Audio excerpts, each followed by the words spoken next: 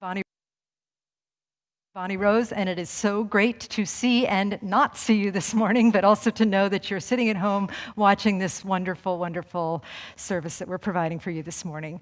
I'm going to turn it over to Lonnie, our board president. Welcome. I actually remembered my mic, so thank you to those at home polling for me. I so appreciate it. We have just a fun day filled with laughter and joy and hope and all the good things that make up our center, and some, I know, inspiring music from beautiful Margaret. So as I always say, light up that comment box. That's where we share with each other and give inspiration, and settle in for a fun morning. Thank you, Lonnie. Appreciate that. And now we're going to have Bill Hadras, who is with our Youth and Family Program. He's going to come forth and give us words of inspiration for our youth. Good morning. Good morning. I'm Bill Hadras with Youth and Family. There is wisdom hidden in uncertainty. Do you ever hear that small voice of doubt calling you? Why won't you answer? We sometimes turn and hide for fear of finding out something we don't want to know. When we ask questions, we are open to truth, whatever that looks like, and then we make more informed and appropriate choices. Expressing our doubts is really just asking for help from people in our life. No matter how old we get, every day we have opportunities to experience the unknown. So I invite you to think for a moment, sit back, relax. Think of a time in your life when things didn't look like they were going to go well, but you stepped out in faith anyway. You stopped to ask questions, and it all worked out. When we learn to trust the wisdom within us, without judgment of good or bad, we find ourselves more present in the truth. So I invite you to repeat after me. When I listen to my voice within, When I listen to my voice within, I find the truth. I find the truth. And so it is. And so it is. Thank you. Thank you, Bill. Appreciate that. All right, let's see. We have our practitioner, Mary, coming forward, and she will lead us in prayer. Good morning. Will the practitioners and ministers here in this sanctuary and also at home or watching, please stand and support this prayer. God is source of all creation. There's peace and love and compassion in the flow of God in every one of us. I feel that peace, and I know that it's my connection to Source, and I know that everyone here, everyone listening, everyone in the world, the universe, and everything has a connection to that peace, to that source of love and compassion. And today, we have a service that uplifts us. Reverend Bonnie's message inspires us to take her nuggets of wisdom and use them in the rest of the week and throughout our lives. The music encourages us to breathe and see deeply all the ways that life is full for us. The words and the readings that Hugh does today tells us how better to understand ourselves and one another. And in all the ways that this service provides the caring and the compassion and the peace that is ours to have and to let ripple out into the world in ways that touch others and give us peace and understanding. So I'm so very grateful for this service and the ways that it helps us all. And I say thank you, God. I release my words into the law, knowing that they are so, and together we say, and so it is. And so it is, and so we allow it to be. As we breathe deeply, and we settle deeper into our place, knowing that we are joined together in heart and mind and being, as we listen to the words of our sacred reading. A Prayer for the World by Rabbi Harold Kushner. Let the rain come and wash away the ancient grudges, the bitter hatreds held and nurtured over generations. Let the rain wash away the memory of the hurt, the neglect. Let the sun come out and fill the sky with rainbows. Let the warmth of the sun heal us whenever we are broken. Let it burn away the fog so that we can see each other clearly, so that we can see beyond labels, beyond accents, beyond gender or skin color. Let the warmth and brightness of the sun melt our selfishness, so that we can share the joys and feel the sorrows of our neighbors. And let the light of the sun be so strong that we will see all people as our neighbors. Let the earth, nourished by rain, bring forth flowers to surround us with beauty. And let the mountains teach our hearts to reach upward to the heavens. Amen. And so as our hearts reach both within and upwards and around, encompassing all of us, encompassing the world, all beings everywhere, we breathe in deeply, and then we exhale, gently opening our eyes in love and in service to what is, as it is, and so it is.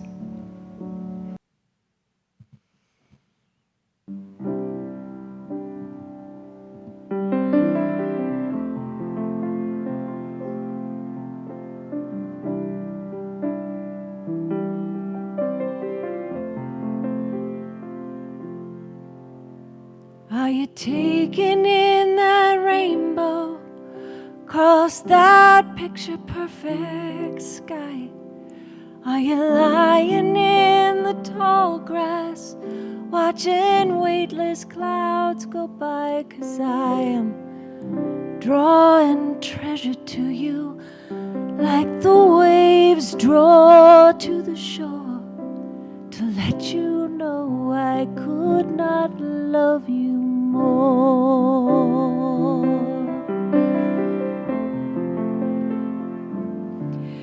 Are you bathing in the sunshine? Are you soaking up the rain? Are you reveling in laughter? Are you pausing in the pain? For I am loving you completely, whether you thrive or just endure. Remember that I could not love you more. I don't need your faith, I don't need your praise. My peace depends only on how you set your gaze, and I am busting out all over to show you how much you're adored, and let you know I could not love you more. Oh, it's everywhere, in protest or in prayer.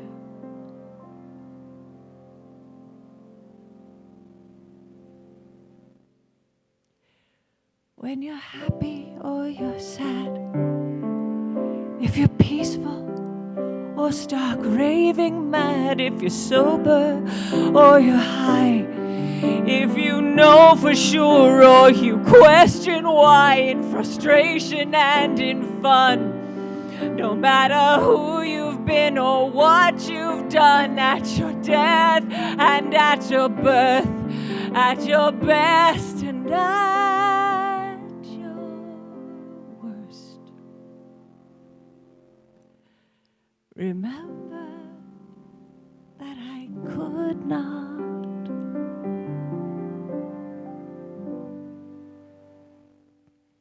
I could not love you more.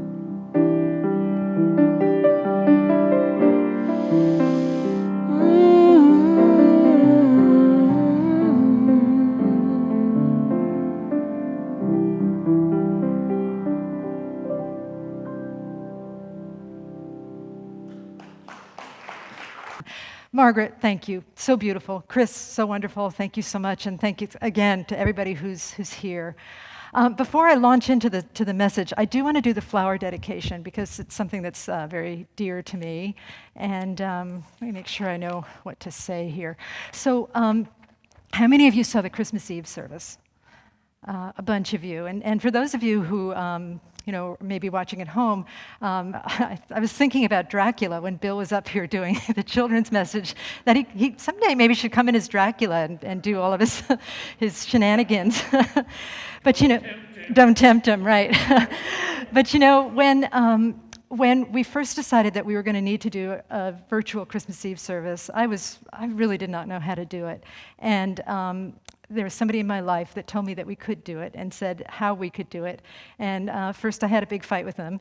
And then I decided to bow to his expertise in the field. So the flowers today are dedicated to my beautiful husband, Hugh Rose. Thank you, Hugh, for inspiring me with greater possibilities for the Christmas Eve service. It was better because of your vision and your consultation. Thank you so much.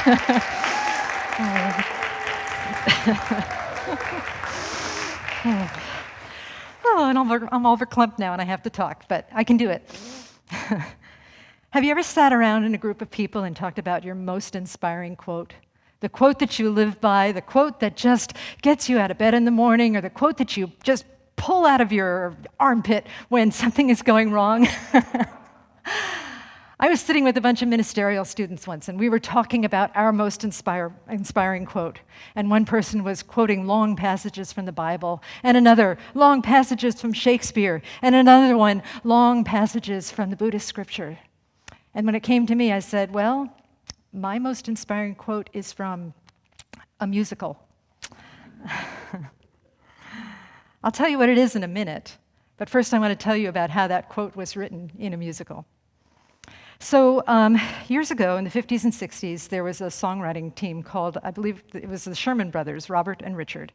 And Robert was the lyricist, and they wrote a lot of songs for movies. And Robert evidently was just obsessed with words. He loved words. And I know there are many people in this congregation, many people that are watching from home that love words as I love words. I don't know that we would have taken it as far as Robert did, because there is a story that when he went on his honeymoon, he brought a thesaurus with him. And his wife is saying, honey, come on, let's consummate the marriage. Let's go to bed. And he's like, wait, I'm looking up words for abundance, plethora, bounty, booty, gross, But he just loved words so much, and words were his life. So when he and his brother wrote a song for this musical that they thought was great, they were so excited about sharing it. But the star of the movie musical did not like it. She said it was too sappy and it wasn't upbeat enough for what she had in mind for that part. So Robert went home and he was despondent, and he spent days and weeks trying to figure out what to write, what would make the star happy, what would work for the musical, for the tone that she wanted to set. And then one day he came home from work and he ran into his young son. And his son had just come from school, and so Robert asked his son, how was school today? And the son said, well, it was good, but we got a vaccine. And Robert, the father, said, well, did it hurt?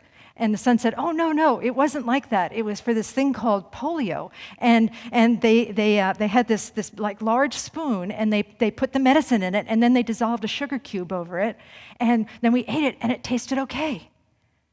And a light bulb went off. And Robert ran to the phone and called his brother, his songwriting partner. So, back to the famous quotes that inspire us. My famous quote that inspires me is, "In every job that must be done, there is an element of fun. You find the fun and snap, the job's a game. For every task you undertake becomes a piece of cake, a lark, a spree. It's very plain to see that a spoonful of sugar helps the medicine go down." You're welcome. Thank you. We do an opera bow. Oh. It's a true story. It's a true story. I heard it on the news, so it must be true. Oh, goodness. So, here we are. It's 2021. And I was thinking back to 2020 and remembering how on New Year's Eve I did this beautiful meditation with two of our practitioners, Mary and Linda, and how filled with hope we were for 2020 and what kind of a year it was going to be. And people were telling me, this is an epic year. This is going to be like just a really special, magnificent year, the best year yet. And I remember Linda or Mary, one of them, saying in the meditation, yeah, it's kind of like the roaring 20s, but the 2020s, not the 1920s. So I am woman, I am human, hear me roar, 2020. And 2020 was a year, wasn't it? And it might have roared, but maybe perhaps not in the way that we had hoped it would roar. And yet, I'm wondering if maybe it was a good year in hiding. I was researching quotes on medicine as I was preparing for this talk, and I was thinking about, in the Native American culture, how they talk about different animals as different kinds of medicine, like hawk medicine, or buffalo medicine, or coyote medicine, and all of that. And then I looked up other quotes, and it said that laughter is medicine for the heart, and flowers are medicine for the soul, and we know that. We know that's true. I also came across a quote by Muhammad Ali, which has nothing to do with what I'm talking about, but it was so entertaining to me that I have to share it. He said, "I'm so mean that I make medicine sick." I would have phrased that differently. I would have said, "I'm so mean that my medicine needs medicine," but I love it so much. I just love that quote. But back to where I was before. So, there's all these kinds of medicine. And maybe what we experienced last year was 2020 medicine. A little hard to take, a little bit feeling like it could possibly hurt us and taste bad and be difficult for us, but still medicine nonetheless. And then there's 2021. I read on the Wisdom of Facebook from one of our practitioners, and she wrote, you know what? This was on January 7th. She said, "I've done my 7-day trial, my 7-day free trial of 2021, and I'd like to send it back, please."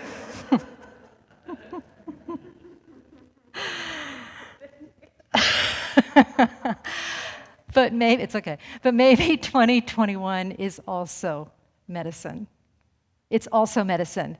And then I started looking up about how vaccines work, because certainly vaccines are very present in the news right now about who's getting them first, and does it really work, and is it a good thing, and is it a bad thing, and well, I won't say some of the conspiracy theories. I don't want to give any power to those. But when I remembered how vaccines work, is that it's something that you inject into your body, it's something difficult, and it stimulates your natural resources. It stimulates your immunity, your immune system to take care of what is going on, to provide prevention for further trauma.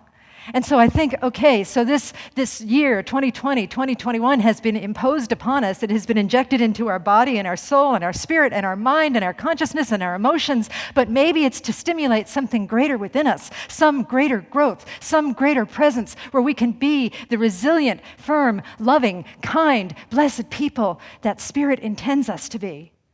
Sometimes we need a little needle to get going.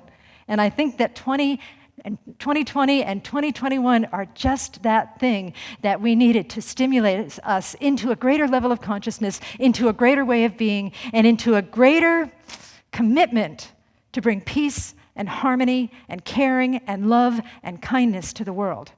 That's how I'm choosing to look at it. So it must be true. Yeah.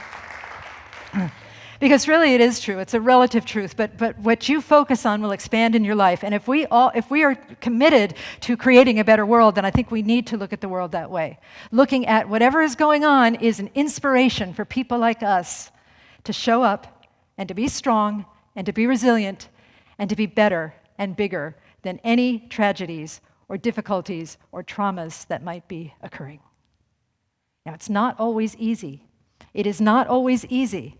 So if this medicine, if this 2020 or 2021 medicine, or even 2022 medicine, or any medicine, anything that we find challenging, anything that feels like it might be a slight assault to our system, if it really is stimulating us, perhaps we can help the medicine go down with a metaphorical spoonful of sugar.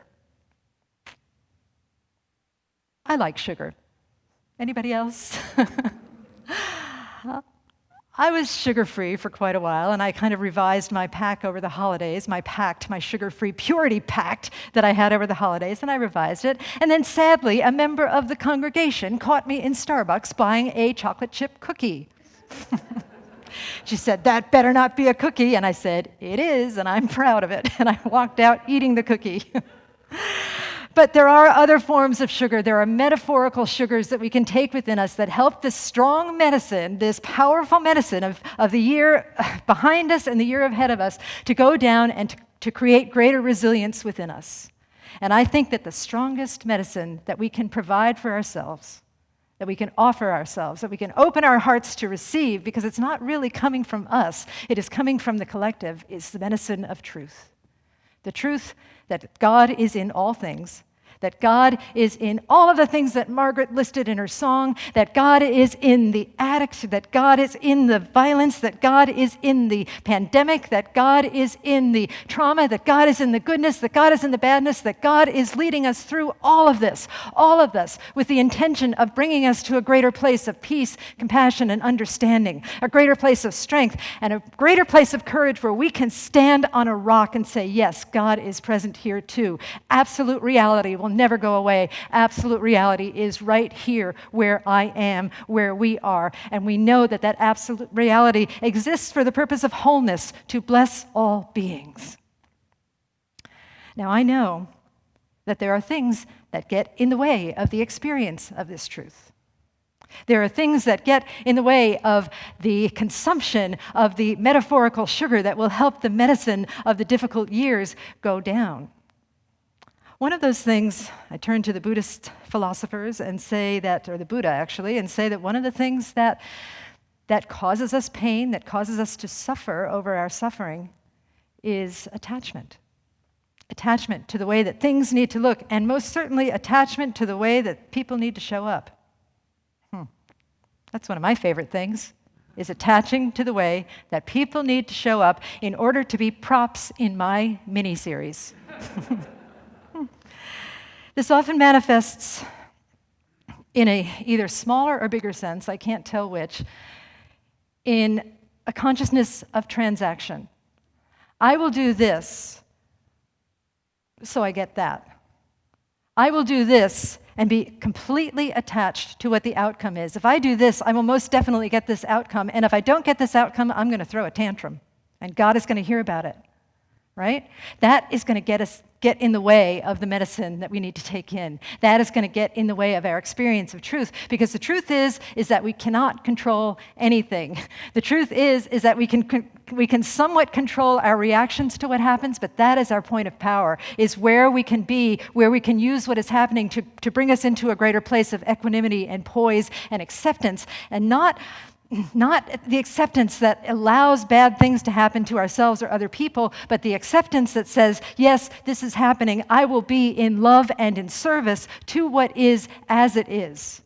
And love and service doesn't always mean saying yes. It means sometimes saying no, but it is a firm, kind, patient no that gives others the benefit of the doubt, that gives possibility the benefit of the doubt, and that gives the world and life itself the benefit of the doubt. It is a passion that accepts life on its own terms and knows that it will be difficult at times, but also knows that it is difficult for us and not against us.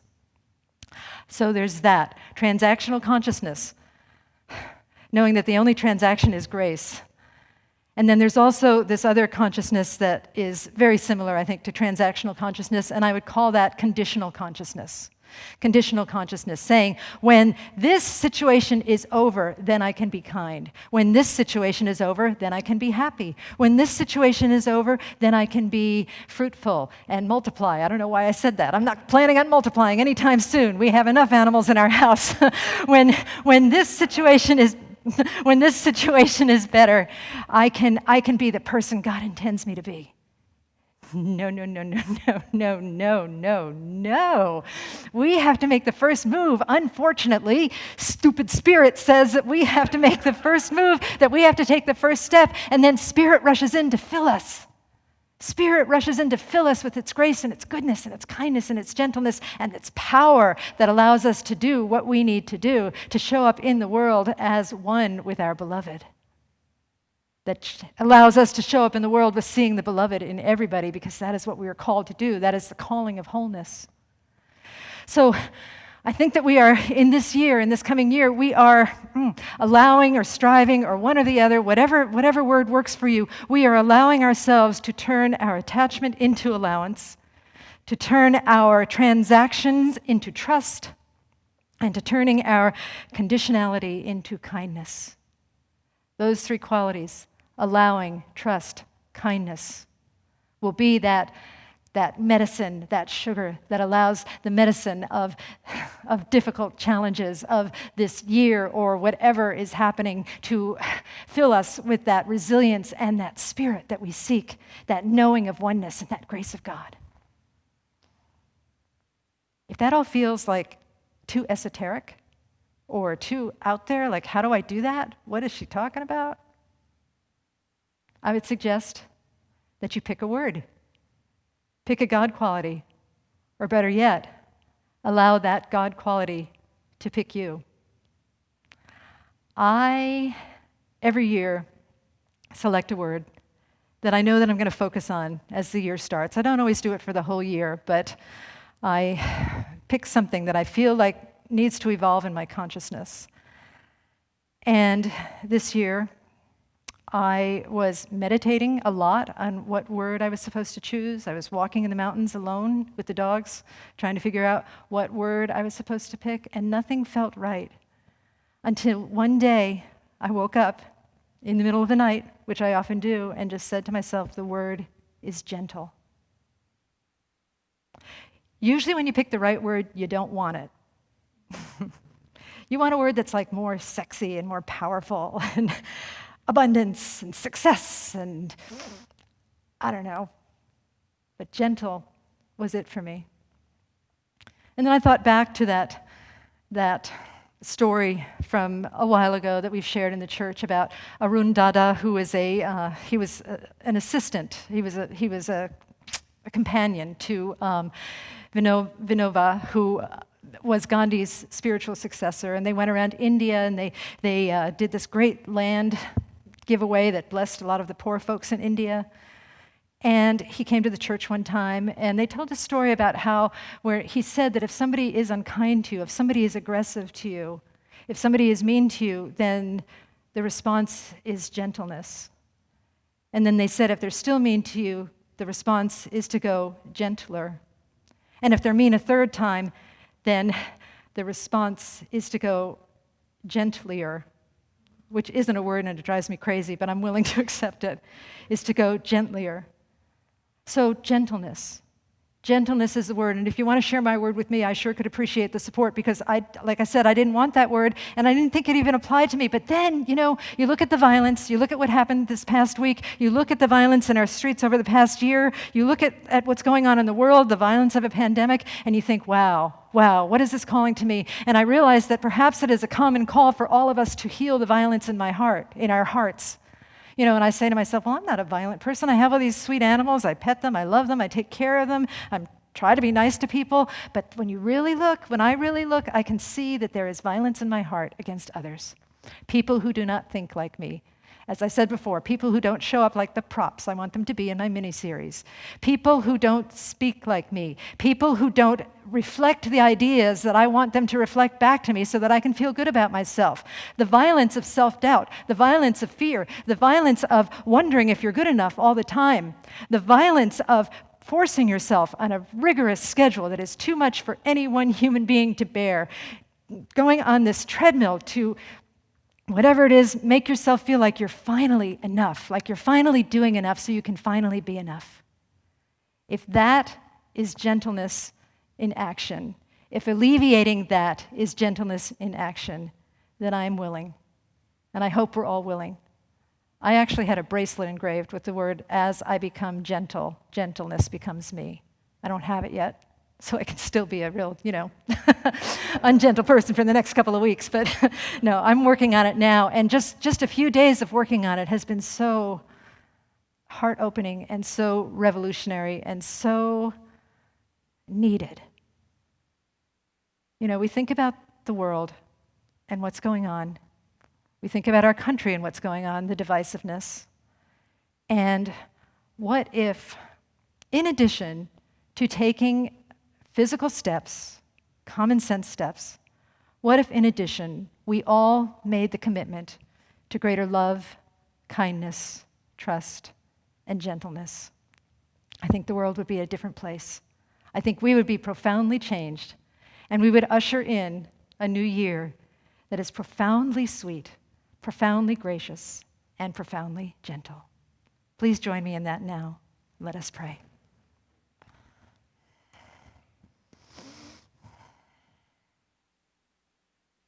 And so I open myself to that power and that presence, to that one life, that one spirit that is the love of God, that is the love of love, that is the divine beloved, that is whatever you want to call it, but that place and that presence and that essence that loves us from the outside in and the inside out. It is both within and around us. It is everything. It is nature. It is physiology. It is sweetness. It is adversity. And so I connect with all that is, with that wholeness that is, and know it as my truth, know it as the truth of everybody, all beings everywhere, and most certainly know it as the truth of the folks sitting in this sanctuary that extends beyond the walls of this church, but the sanctuary of our collective intention to be together. How wonderful it is to connect with that divine presence and to know it as the truth that is true, and how wonderful it is to also commit to living like that truth is true. And so now I speak my word for that truth to be made manifest in our life. That this is a good year, that 2020 is a good year. It is good medicine, that we are held in the wholeness of spirit in all things, and that we are healed and lifted up, that we do the inner work and the outer work that blesses our lives individually, but also blesses all beings everywhere. And that we are raised up to a level of consciousness that sees the truth about everything, that sees the truth of our oneness, and that sees the truth that we are all doing the best we can. Even when we stumble, even when we fall, we know that Spirit loves us and that we are love itself. And so I anchor in that truth. I anchor in that truth, in the power and the presence of the One, and call it my own as it calls me home.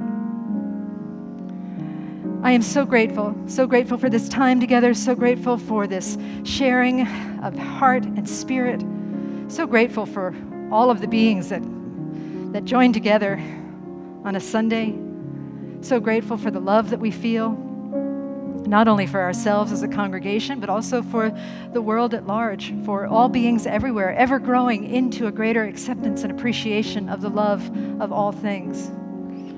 And I bless this teaching as I bless all paths to God.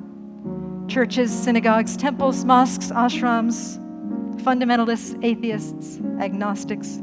I bless all beings everywhere because all beings are a blessing. And with a heart that is so filled with blessedness, I say, thank you, Spirit, thank you, love, and I release these words into the divine mystery. And together we say, and so it is. And now, I intend this song to come from the most kind, firm, and patient place. Okay.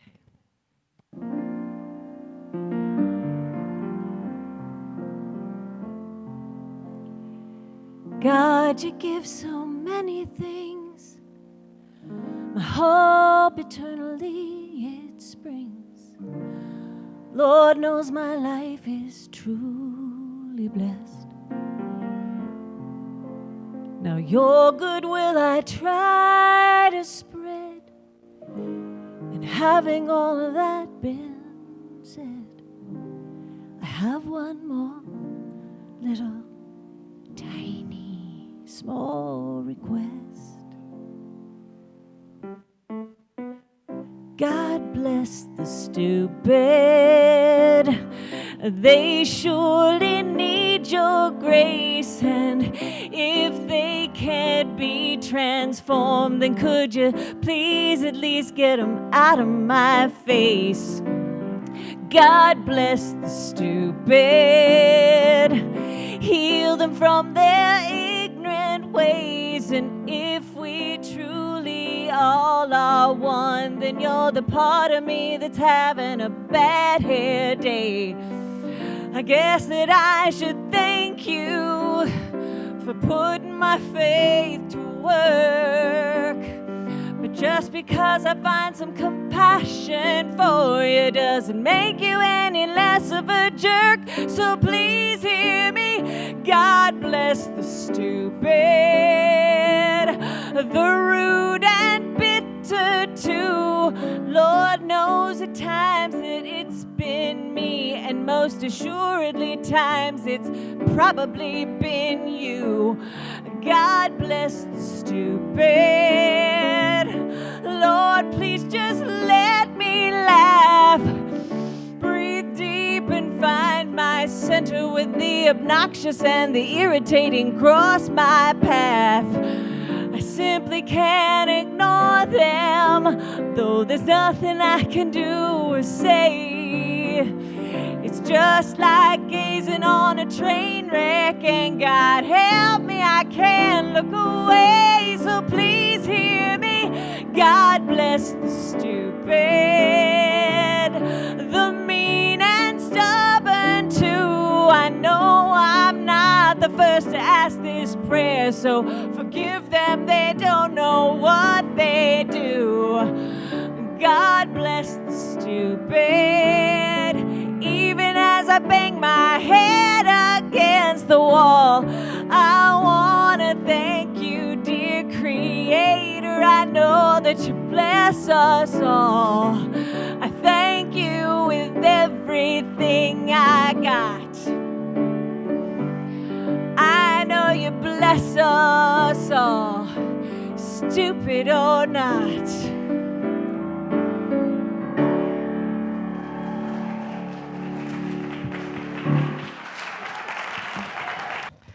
Margaret, that was so enlightening. Thank you so much. No, it was perfect. Thank you. I love it.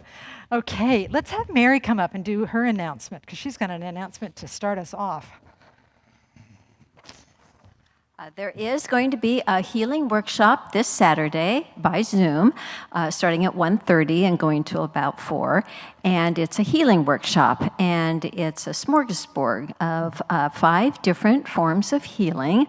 And you'll get a little experience of each kind, and it's with 5 different practitioners. So we're going to be seeing how nature can heal, how your space and your things can be part of your healing, how the relationship with food can be a part of your healing, and how your body, breath, and movement can be healing. So you can get information and sign up for it through the website. And I hope you're there. It'll be fun. Thanks. Thanks, Mary. You know, our practitioners are so talented, and this is just such a great opportunity. So I hope y'all can take part in that. Okay, so Linda Drevenstedt did another beautiful workshop, New Year's Eve service on New Year's Eve. And if you want to see it, it's actually posted on our Facebook group page. So go ahead and check that out, because it's not too late to tune in and release the old and bring in something new for 2021. The second Wednesday meditation is a Kindness Awakened Circle, and it's on January 13th, this Wednesday at 6:30 via Zoom. Peter Frank is facilitating. All the details are on the web. I'm co-hosting a global class with Service Space, and you can find out about that in our newsletter, but I think you can sign up for it, but I think it's full. So if you sign up, you might be waitlisted. So there's that. There's a new class. It started last week. It's being taught by Patrick Harbula, and it's about the work of Byron Katie. It's called A Mind at Home with Itself. It's 8 Tuesdays. It's not too late to sign up. It's on Zoom, and you can find information about that on our website under classes. I'm starting a new class. It's starting in February, and it's called Devotion. It's only 4 weeks. It's priceless pricing, and there's information for that on the website. And then we're sponsoring a blood drive with the American Red Cross, and that's here on Tuesday, January 26th. You have to make an appointment. You can't just show up, but they're really good about social distancing and sterile technique and protocol and all that. So go ahead and you can check out the website and enter our sponsor code VCSL. And then after the service, we have 1-minute miracles, which are glorious phone calls with our practitioners who will pray with you privately. Doreen or somebody is putting the link to that in the chat as we speak, and you can go ahead and click on that link and get a prayer for the new year or a prayer of gratitude or a prayer for anything that might be troubling you. It's a beautiful thing to do for yourself, so I really strongly encourage you to do it. I think that's it for today, so I'm going to put down my notes, and then we will pray. So let's turn within. We turn within to trust and know that this time together has been good and very good, that we have been blessed by the shared consciousness, by the shared learning of all of us together as we navigate this world, this place of earth, this universe, knowing that we are both fully human and fully divine, and living between the flow of those two seeming paradoxes, those two seeming opposites. And so, just knowing that we have been blessed by our time together, I trust and I know that this coming week is a good week until we meet again, that we are lifted and sustained by the love of this community, by all of the blessings provided, whether they are in person, online, or in our hearts and minds. We are so blessed. And so, I say thank you, Spirit, thank you, God, for all of these blessings, for all of us, for all beings everywhere. I say a special prayer for the world and for our country, trusting that God is there as well, as always.